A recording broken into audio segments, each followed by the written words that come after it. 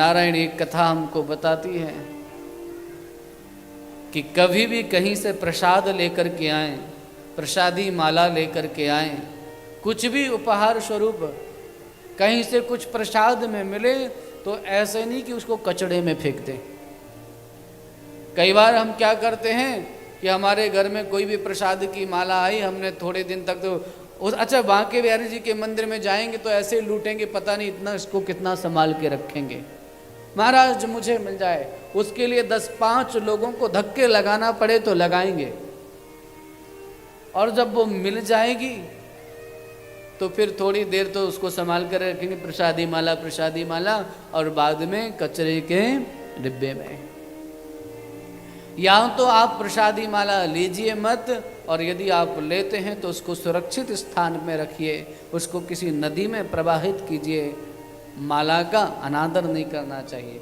एक बात और इस कथा के माध्यम से मेरे प्यारे सभी भाई बहनों से मैं कहना चाहूँगा, हमारे यहाँ दीपावली की सफाई होती है, और दीपावली की सफाई के समय बहुत से परिवारों में क्या होता है, जो श्री ठाकुर जी के छाया चित्र हैं, जो अब तक दीवारों पर सजे हुए थे, दीवारों पर लगे हुए थे, पुराने हो गए तो उनको फेंक देते हैं।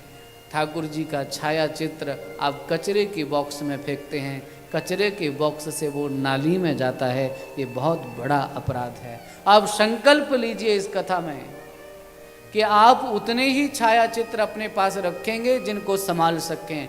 ठाकुर जी का कोई भी छाया चित्र अगर नाली में जाएगा तो ये कितना बड़ा अपराध है। पहले तो एक बात और करो इसके साथ साथ, ये जो आजकल प्रिंटेड साड़ियाँ और प्रिंटेड टी शर्ट चल गई है ना, और इस प्रिंटेड टी शर्ट में ठाकुर जी बने हुए हैं, चादरों में श्री ठाकुर जी के छाया चित्र बन रहे हैं, ठाकुर जी के छाया चित्र। भैया किस जगह जाओगे आप?